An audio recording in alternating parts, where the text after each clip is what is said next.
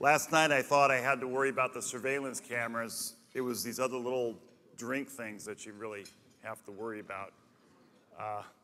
My wife this morning, the first thing she asked me was, do you know where the aspirin are?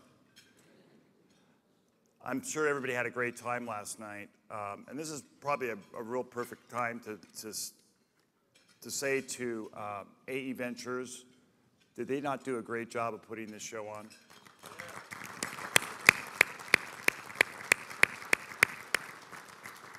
And we're not done yet, so we're going to continue having fun. So thank you guys, doing a great job. Well, welcome to our Rise and Shine breakfast. My name is George DeMarco, ESX Chair. I will be your moderator today. So joining me on stage today are Jamie Hagee. Did I say that right? Hagee. Or otherwise known as the Jamie. Chief Marketing and Customer Experience Officer, Protection One. Bill Horex, Vice President, Product Management for Xfinity Home. Broadband Home Security for Comcast Cable. And Todd Peterson's hat. Where should we put him? Tom, would you like to tell me where we should put him? Okay, we'll put him right there. How many really care if he's here or not? Oh, we won't answer that one. Okay. Jamie and Bill, could you join me up here? Let's give a warm welcome to Jamie and Bill.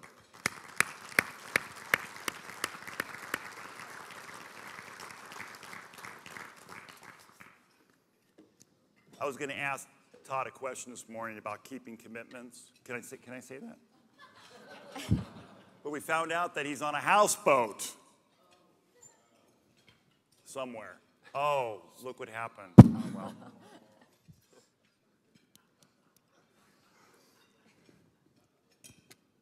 And I have this up here today, too, so I don't pull a Rubio. So anyway, first we have a message for our sponsors, Mike Hackett, Vice President of Sales for Qualsys, and Tim Papura, Group Publisher for Security Systems News, will come up and say a few words before we begin today's interactive session. Please welcome Tim up first, and then Mike will be up here. Thank you, George. You're welcome. I'm short. Good morning. The looks of things, everybody had a good time at the pub crawl last night. I know I did. But thanks for joining us this morning. I'm just going to take about 45 seconds of your time. So I'm Tim Papura, Publisher of Security Systems News, Security Director News, and SSN Gulf. By the way, SSN Gulf is a new publication we launched last June. It serves the Middle East market. We opened an office in Dubai with editorial and sales staff there. So if anybody has an interest in the Middle Eastern market, let me know. Number two, we just want to say join the conversation. The ESX Twitter event, we've been doing it for the past couple days, doing it again today. It's been very active, and I appreciate everybody's participation. So hashtag ESX 2013 is where the conversation is. We have some prizes, of course, for the MVT, which is the most valuable tweeter. We have an iPad mini. We have a drawing for every tweet you put out there. You get an entry into the drawing, and that'll be for an iPad mini. And if anybody out there is tweeting as we speak, the first one I see on Twitter after I'm done gets a $50 gift card. So, can I get my phone? You want to use mine? I feel like I should be doing it right now. So I have actually a handful of these gift cards that we'll be tweeting away today. So be on the lookout, be on Twitter, and join the conversation. I guess lastly, I just want to thank the ESA, the CSAA for a tremendous event. It's probably one of the best we've had, and I want to thank AE Ventures for a tremendous job, and of course, George, wherever you are. With that said, I'll turn it over to Mike. Thank you.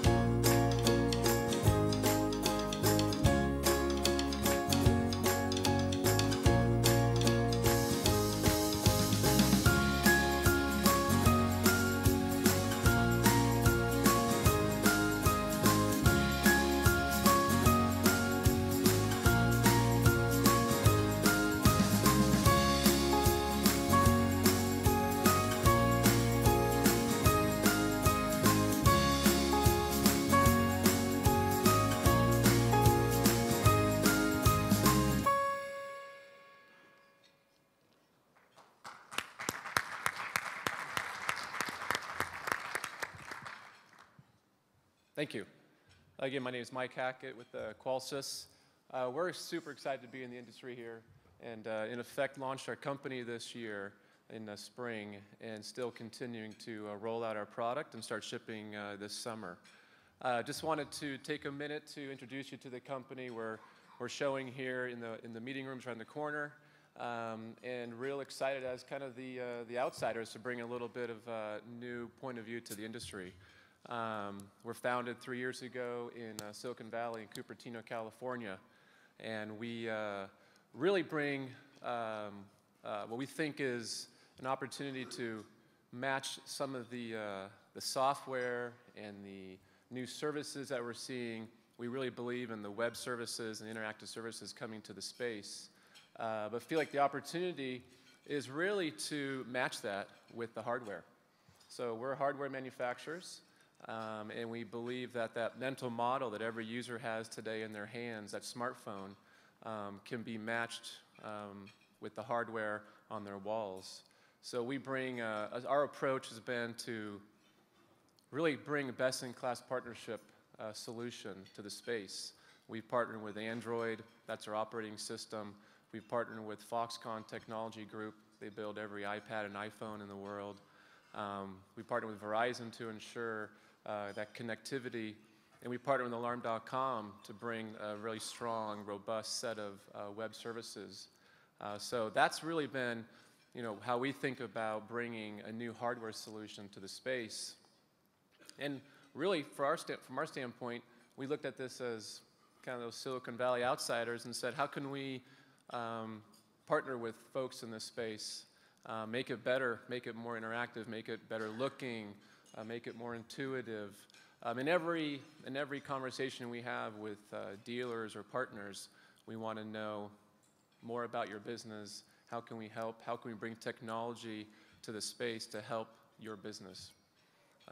And so bringing Wi-Fi updates and cellular updates and backup is something that's important to us. And really helping the dealers improve their economics. So we've built little features like quick install guides and things that help folks get in and out of the home. But I won't take up any more of your time. I wanted to just make sure we introduce ourselves a little bit more formally. And you can meet us around the corner in the meeting rooms in 208. And we'll let you get on with the presentation. Thank you. That's doing a great job. Thank you. Yep.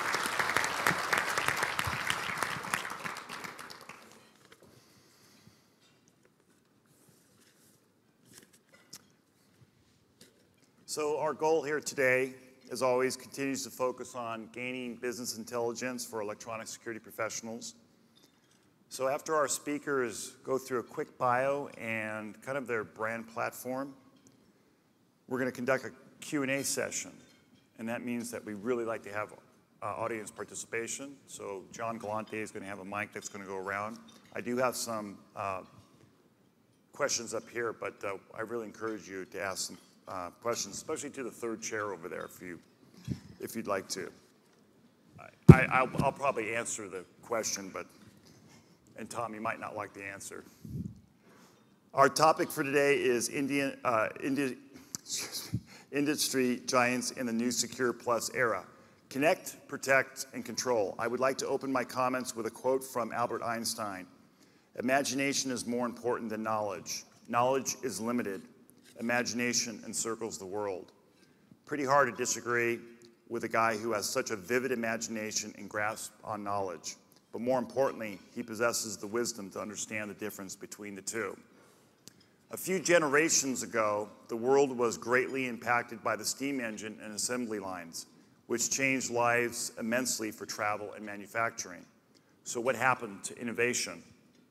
What are the steam engines and assembly lines of the last 20 years? Arguably, it's the internet and cell phones, especially smartphones. Kids born in the last 20 years will never know and understand running to the end of the driveway to retrieve newspapers. News will come to them via feeds, streams, and tweets, providing breaking news that happened just seconds ago. Neither will they know physical media. Books, music, pictures, data, and video will be managed in the cloud. For them, connection means fast and instant, period.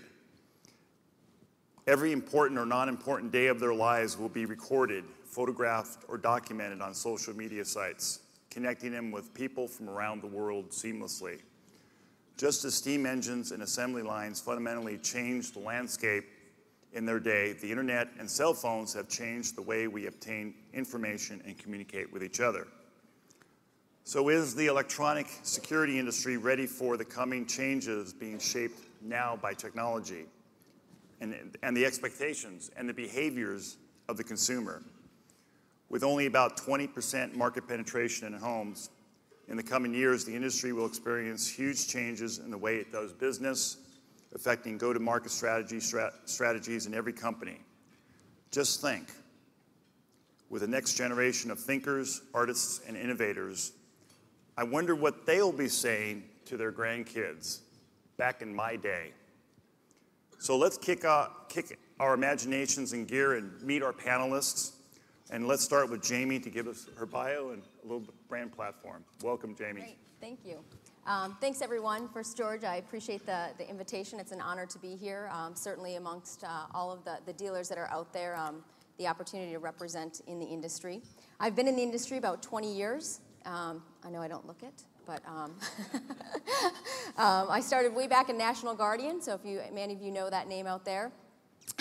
Had the opportunity to grow up through there, Homes Protection, ADT. Took a stint where I left the industry and actually was the CMO at Vonage. So if you have the Woohoo song stuck in your head, thank you.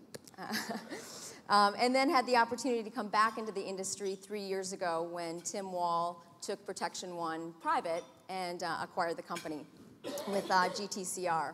So that's kind of a little bit about my background. You know, I recently moved from New Jersey to Wichita, Kansas. So I actually do still make our kids to go to the end of the driveway, which is a quarter of a mile long, because we do now live on a farm, and pick up that newspaper, George. So we're still not losing quite that.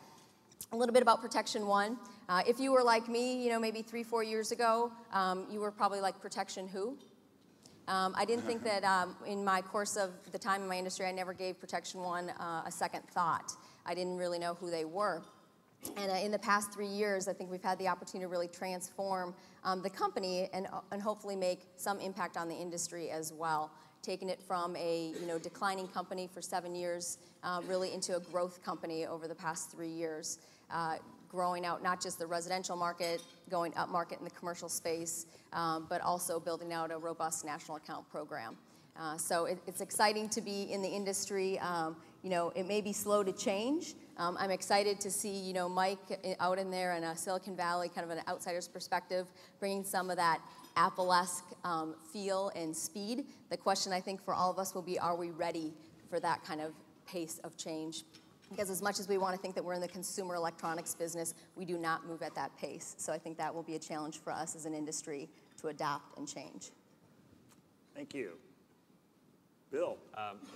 Hello. I want to again thank the ESA for inviting us. It's important for Comcast as a new entrant to participate in these kinds of events and to let you know we support the industry and all the efforts to move the industry forward. I work in the new businesses group. I'm the vice president of product management for the Xfinity Home platform. This is actually my second stint at Comcast. I was there for 14 years, left to do a couple of startups, one in the security and automation space. Came back 3 years ago to help Comcast launch the Xfinity Home platform. It's now our fourth product, so a little background on how we entered the business. We actually looked at this industry as an opportunity to help facilitate some change and to bring some innovation to the solutions that were out there. This is now the fourth product for us. So along with our voice, video, and internet service, we look at this as a core product. We launched it 3 years ago in one market and have continued to deploy it over the last, we completed the deployment in July of 2012, and we're now available to 100% of our footprint, which is about 50 million homes. We're excited about this product because it's got great customer satisfaction numbers. We're high net recommender scores, which for us, we we look at all the products individually as a customer satisfaction index, as well as whether customers would recommend us to their friends and family, and in both those categories we're the highest of all of our products. We bundle it in as an opportunity to provide additional value to the consumer. So we have the majority of our customers are 2 or 3 products besides our products, so 3 or 4 products in total. And we see a significant number of our new customers are new to home security. So we're part of our goal at the outset in our business model depended on growing the pie, so taking the 20% penetrated industry and moving it up significantly, and we're seeing that since a large percentage of our customer base is coming from traditional non-security users. So we're excited about that. We think this is just the beginning. We've kind of seen the tipping point, I think, in terms of adoption of these certainly of the lifestyle and automation devices. We started in the business with our original name was actually Xfinity Home Security, and evolved it to just Xfinity Home as we deployed more and more what we call lifestyle or automation and control type functionality as the adoption and understanding of that space has really grown. Thank you very much. Appreciate it. First of all, I just want to make sure you understand it's hard to see out in the audience. So, John, if you can give me some help if the hand does go up. I'm going to throw out the first question, and there's actually a couple different, I'm going to go with Jamie first here, but there's probably a couple different answers. Just last Friday, I'm a well-trained consumer. I upgrade my cell phone about every 24 months or so. And when I was in the store, it was interesting to have them trying to sell me on other services. So they asked me, what cable provider do you have? And I said, Cox Communication. So, and okay. I said, why? And she said, well, we're now partners with Verizon. And I said, so what does that mean to me? And she says, we'd like to make sure you understand that we can take over your home phone service because we're now a strategic partner with them. Where do you see, where are the strategic partnerships being formed? Because I know you're doing some strategic partnerships. Where do you see some future partnerships being developed in this industry? Well, I think we're seeing a lot of new entrants into the space. I think, as Bill was saying, multiple products in a consumer, kind of having that share of mind and that share of wallet creates a stickier customer. So I think there'll be more and more opportunities to partner, whether it be with utilities, whether it be with cable companies, whether it be with phone companies, more and more products that are in the home. But I think outside of just in the home, it becomes partners that are in the hand. So I think, as we look at more applications that are being developed, more interactive services, different ways that people are living their life, and I think we're seeing the transition of more of a lifestyle product in addition to a life safety product. More lifestyle type partnerships, I think, will certainly come to play in this space. Yeah, and Bill, I'll throw that out to you also. A few months back, Microsoft purchased the home automation company. So we kind of know out there the landscape of who the competitors are, because we're finding new competitors all the time. But I'm more interested in the competitors we don't know yet who are coming on the scene, like a Google or Microsoft and whatnot. Do you have any comments about strategic partners? Yeah, well, I mean, I agree with Jamie. We look at this as kind of just the early innings of a long game in terms of both strategic partnerships and competitive players, because you're seeing them come up through Kickstarter and places like that, as well as we're developing relationships with our existing retail partners, as an example, and extending this product portfolio into those channels as well. So we're really looking to partners in two areas. One is in the distribution side, and the other is in the devices, ecosystem, services that we can bolt into the existing core platform. So there'll be, I think, a combination of co-opetition and competition in a lot of areas. Certainly an Apple or a Google has the market share and the technical capabilities to be a significant player in this market. But we believe also that the automation and control platform is a significant opportunity for us as well, because we announced last week that we now have what we call a control product, which is everything that our security and control product has without security. So all the automation, video monitoring capabilities, alerts, notifications are all available in the control product. And that's, again, trying to target a different market segment that may not be a prime target for the current product offering. And speaking of that, do you have another comment? Okay. No, go ahead. Speaking of that, because we keep talking about those lifestyle controls and whatnot, what do you find as far as what resonates most with the consumers? Is it the control of the alarm, remotely controlling the alarm, turning it on and off? Is it the temperature, the light? What's driving consumers to get so excited about the new technology? Either one. It's turning it on and off. I know it's not sexy. I know it's not, all that exciting or that advanced, but the reality is it's the ability to turn the system on and off. That's what not only we're seeing in terms of adoption rate, but as well as what we see in our research is, when you talk about interactive security, the number one feature, how people describe that, is their ability to arm and disarm their system. So I think that's really where we're going to see, some additional play of more penetration within the existing base of customers. And let's not forget about the fact that as we continue to add new customers, I think that'll be a high penetration of those customers that are using the interactive services.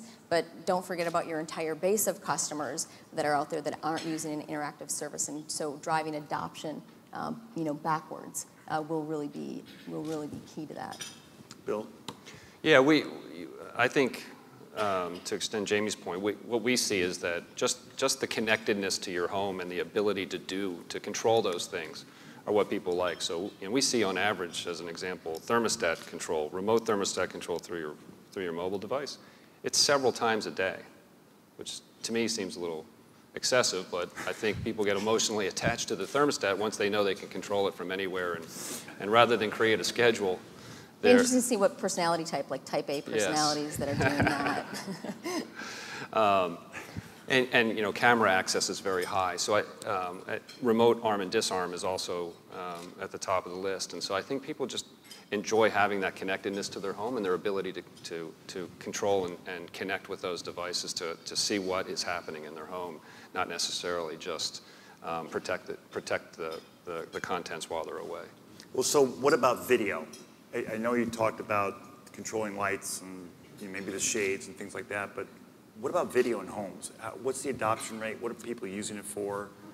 I think it's becoming more prevalent. It's still not, I think we want to talk about that there's this huge adoption. It will get there. It's not a huge adoption, but more and more people are considering it. I think people, it'll be interesting to see with recent events of, the NSA, if people start getting nervous about having wireless cameras in their home and the ability to tap into those, quite frankly, if it does have an impact of, the consumer psyche. But, people are seeing it more of the ability to check in on kids. It is more of a family lifestyle aspect. I think, as Bill said rightly, that ability to be connected to the home. So you've got more families. I actually read a statistic that marriages that live apart because of careers is actually significantly increasing. And so I think as you have that, more people traveling or working remotely, that ability to dial in and see their family, check in spontaneously, and check in on kids with babysitters, that'll be, I think, one of the key drivers for adoption. Yeah, I have teenagers, so I understand putting a contact on the liquor cabinet is important. Yeah. Been there, done that, yeah. We talk about growth within the industry. We're arguably about 20, maybe 25%. And to me, we have two available markets. The one available market, obviously, is all those folks that don't have security systems. But the other available market, in my mind, are the people that have all the dumb panels that need to refresh or upgrade their systems. Jamie, how are you balancing growth? Because growth is always important. It's important to the investors, sure, stockholders, all the stakeholders, right? How do you balance making sure you're taking care of existing customers and the growth engine, driving that growth engine? That's a great question. And I think, we say very simply, our mission is to grow. And it's not a mission that we apologize for. We actually think that that's an admirable mission to have as a company. We think that how we do it is what makes it inspiring. And first and foremost, how we grow is by taking care of our customers. So really our first year at Protection One, the only thing that we were focused on was that customer platform and that customer experience. You know, all the ways from redesigning our call center so that we answer every single call within less than 60 seconds, meaning that one single call out of 4 million calls in a year will go over 59 seconds, whether it be same-day service, really delivering on that platform of keeping customers. We think that's the first and foremost way that you grow a company. We believe from that experience, you build the brand reputation, and for many of you who are local dealers out in your market, I think you would first and foremost say you have a great brand reputation within your local community or your area because of the service that you deliver.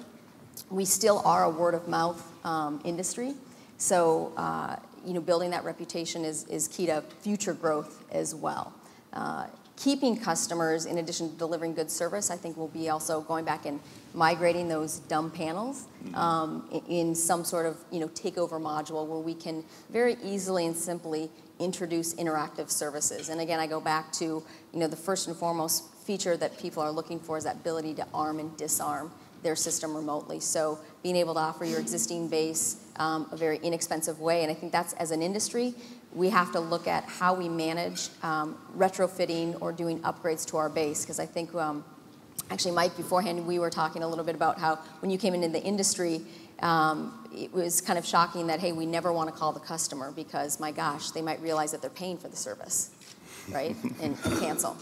And so there is this balance of, hey, how do you reach out to your customer? How do you engage them in a relationship? How do you upgrade them? And then, by the way, while you've been receiving that recurring revenue for the past 5, 6, 8 years, you've created some profitability for yourself. How much of that profitability are you going to reinvest in that one customer to make sure that you can keep them for another 5, 6, 7, 8 years? And I think that will be something that as dealers, folks will struggle with to determine how much you reinvest to keep your base and how much you invest to continue to grow with new customers coming in. Taking that a little twist on that, Bill, how are you using media to communicate with your customers, obviously your existing customers, social media? How are you communicating your customers with the new offerings that you guys have? Well, if you're in a Comcast market, you've probably seen the Xfinity Home spots that we run several times, sometimes several times a day. So part of what we recognized was that not only did we have to let the market know that Comcast was in this business, but also in our initial surveys around automation and lifestyle type devices, the market really didn't understand what home automation was. It was in the low 40s in terms of just any awareness of what that was. And so we're really trying to build the awareness, and I think as an industry, as all of us continue to communicate the capabilities of the platform, that awareness increases. We do the survey regularly, but a little over 12 or 16 months later, after we had started running these spots, that awareness had grown into the low 70 percentile, meaning folks started to understand what home automation meant and what you could do with it and why it was relevant. And so you'll see in our spots, as an example, we really emphasize use cases. So Jamie talked about a couple of them with video as an example. So we're very heavily focused on video. We see a good penetration in that from use cases such as keeping an eye on your pets. I mean, it's surprising how many people are buying cameras just so they can check in on their pets while they're at work, but also your kids and having those alerts sent to you when a door opens, and you can create the automation to send you an image of the kids coming home. So that awareness is continuing to grow, and we're continuing to communicate that. Our objective is to continue to add more value and new services onto the existing platform, and we'll continue to highlight those new capabilities and hopefully build the general awareness of what automation and lifestyle devices can do. Yeah, and I know this is for you, Bill, too. I know that there's a lot of information and news about disruptors that are coming into the market that affect the security industry, but also affect cable operators. I think, is it Aereo? if I've got that right. I don't know if you're familiar with them. They're the ones that can deliver TV content without using folks like you. So my question to you is, what drove you to say, we want to get into the security industry? What was that? What was the compelling, answer that said, we want to get in the security business?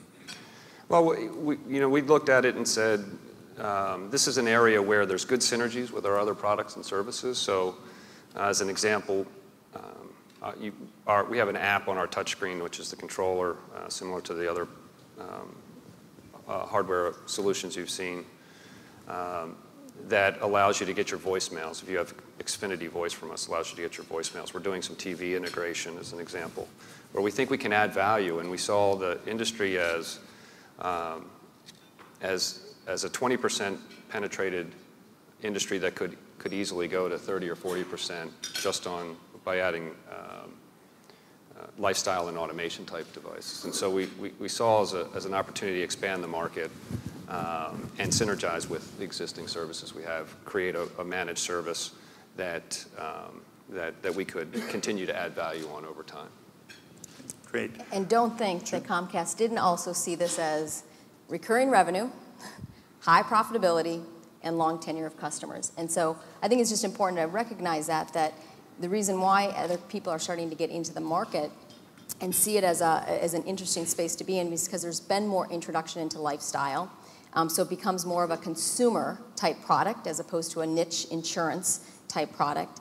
And more people will see this as an opportunity to get a long tenured customer, a highly profitable RMR business. So I think it just begs all of us to really think about how we manage our businesses, particularly as a smaller dealer or whatnot, how you keep pace with some of the new entrants that will come into that space because they see it as a very, lucrative business. Yeah, and I made a comment this morning about the use of central stations, which I call monitoring facilities, stations, whatnot. But it's interesting because a lot of times, if you use the Zappos model, they try and keep you on as long as possible to sell you more, and they want to make sure you're satisfied. I'm wondering if the industry is going to embrace maybe down the road where you want to make sure that you have that touch point, and instead of racing to get off the phone with them, obviously you're working to take care of the emergency, just to make sure that they're taken care of, and if there's an opportunity for you to tell them about other services that you have. So you use it as a touch point to sell more services or make sure they're upgraded, right? One of the things that we actually just rolled out in our call centers was a new QA process. And I think typically the QA process in call centers has been very prescriptive. Did you say the customer's name? Did you follow the process right? Did you, ask for an email address? Those types of things. And what we really said is, hey, how do we create a value-added experience where the customer's known when they call into the center? And so one of the key things that we look at is we have coached and trained on this whole four-point visual audit. So there's 4 things that as a rep, when I'm talking to a customer on the phone, that I need to quickly, I can ascertain within 15 seconds by looking in these 4 areas in our system to understand what can I do to add value to this conversation. Because it's not just about selling this particular service if it's not relevant to their situation. And so we're really kind of coaching and mentoring towards, it's not about your handle time, although it is, in that most people don't wake up in the morning and say, I would love to talk to someone at my security company and spend maybe 30 minutes on the phone with them. They do want to transact their business, so how quickly can you add value to that experience while you're on the phone? Thank you. I'm going to shift gears because I want to take some questions from the audience, but I have one more subject I'd like to talk about. DIY. It seems to be gaining a little bit of speed, and I think it may be coming from the next generation that's coming up because they're steep into technology and they're used to doing things, but they're used to also getting things free, as we all know. How is the DIY market? How are you playing in the DIY market, Jamie, and how do you envision where it's going to go? So I think DIY is just another channel that we're seeing expand in the marketplace. You've got retail coming into play. Now you've got DIY coming into play. As an industry, we have really been a mass marketed industry, meaning we really go to market the same way to all people. I think we change out pictures. We show a family. We show, an elderly couple, and we show a single guy with some geeky glasses on for the technophile, right? I mean, that's kind of how we go to market. I think to really get the growth that we talk about, I say I've been in the industry 20 years. I think we've been quoting that stat that it's 20 to 25% penetration rate since I've been in the industry. So how do you really take it to a 30, a 40% penetration rate? It gets down to marketing segmentation. And so I think DIY plays a role in that segmentation to meet customers where they want to be met, buy the way that they want to buy, service the way that they want it serviced. So I'm excited actually to see DIY come into play. I think you'll see Protection One explore all avenues. I mean, certainly we look at not incremental growth of a traditional channel, but we look at expansive growth through multiple channels. Our telesales saw 100% growth year over year, without any decrease in our field sales. So, we're seeing expansion, just through different channels. Certainly we got into the summer sales program, so that whole door knocking aspect. We're integrating that into our business, so we see that as another viable channel. I think we look at DIY as a very similar viable channel. Great. Bill? Yeah, I mean, we think, I agree with Jamie, we think that the DIY channel is just an additional way to expand the overall penetration. Our control product that we launched last week has a DIY, what we call SIK, self-install kit option. We're also beginning to allow lifestyle devices to be SIK'd onto your security platform. Right now, we don't have a DIY security solution or an SIK kit for that.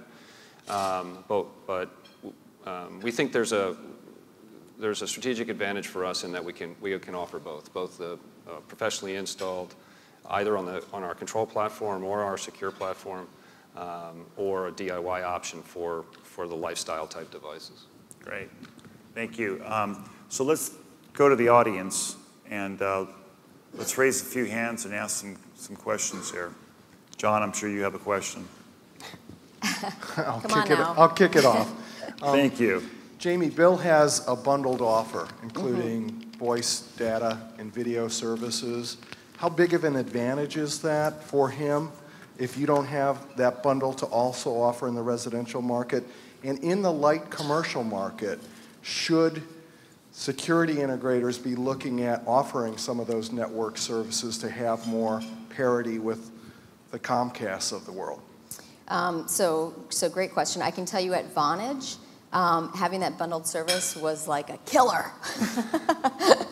In the security space, I don't know. We'll see how it plays out.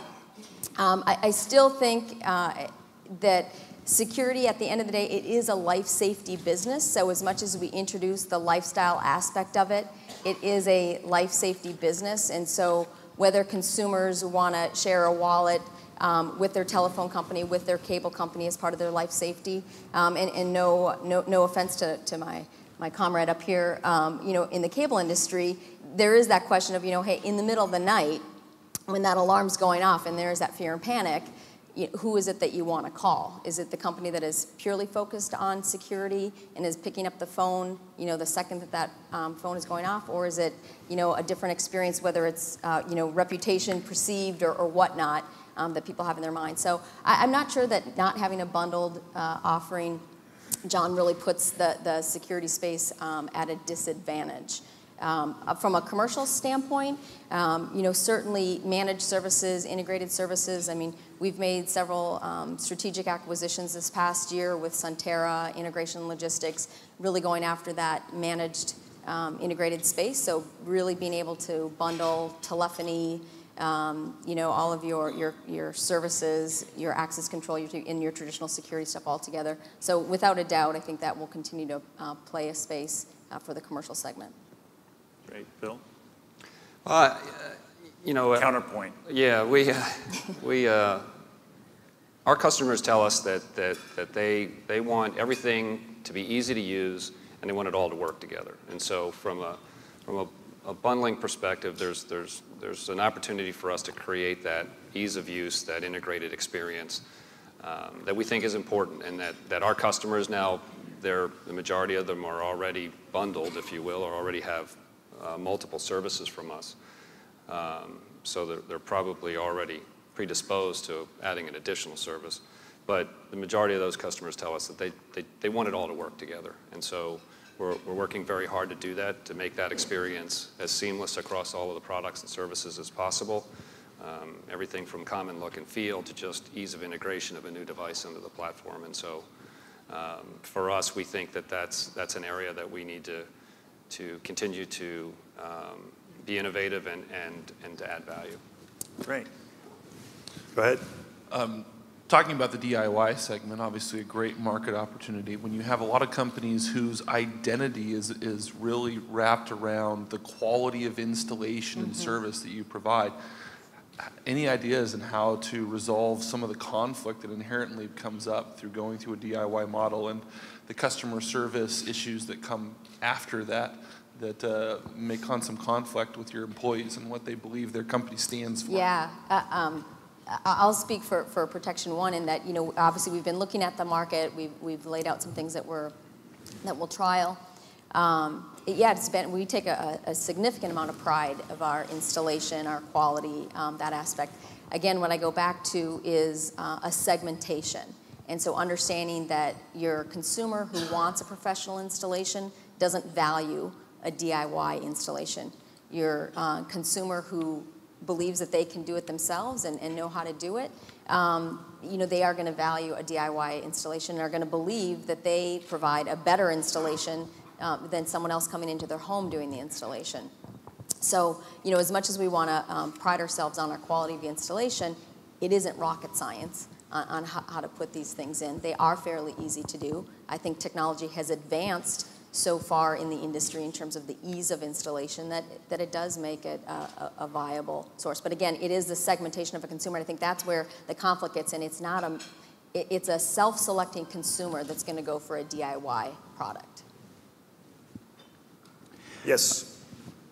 Bill, as a Comcast customer, my experience has been the phone call when a site visit is required, which just happened last week, was we will be out Tuesday between 3 and 5 in the afternoon. Is that okay with you?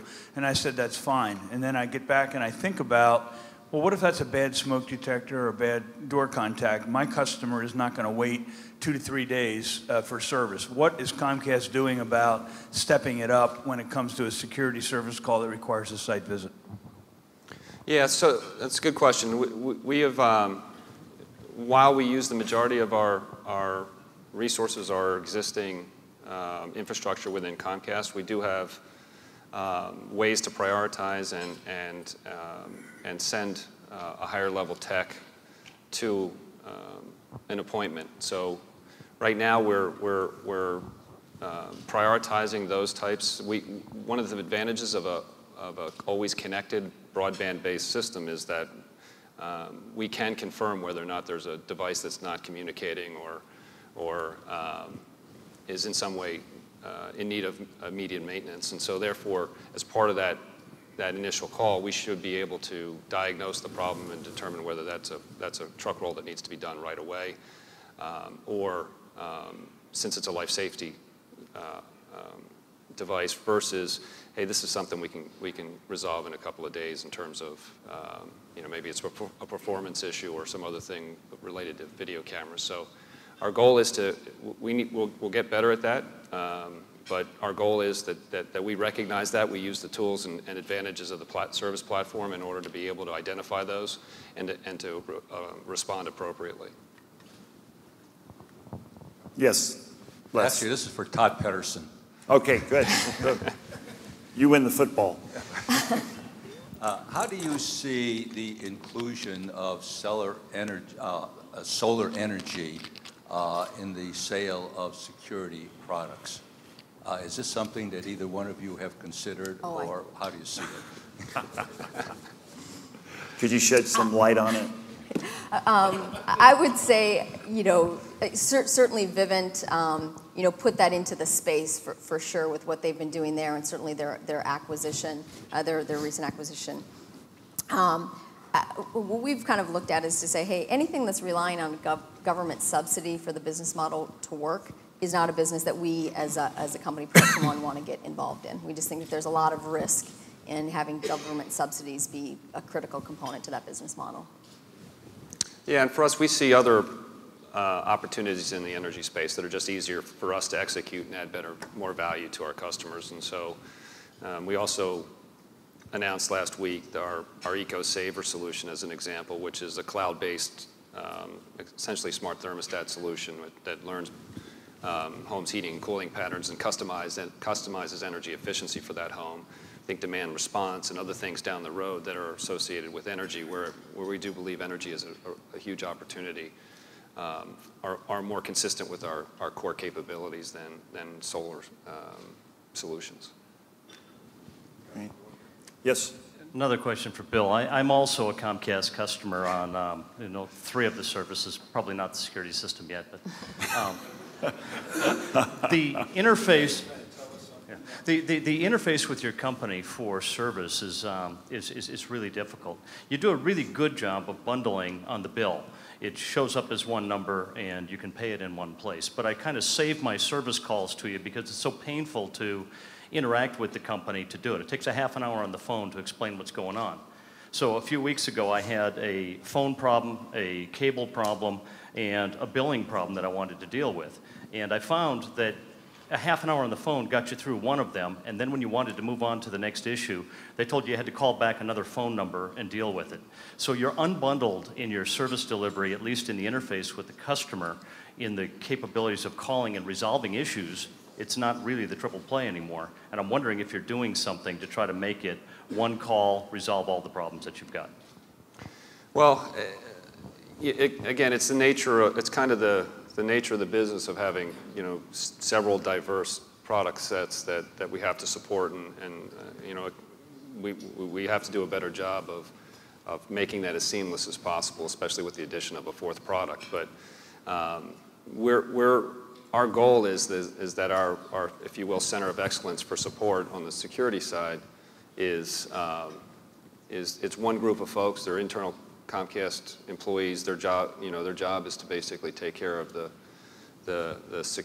control and secure product portfolio, and as well as the integration to other services. And so, what we found in this space is the majority of the issues that come up are related to the networking in the home.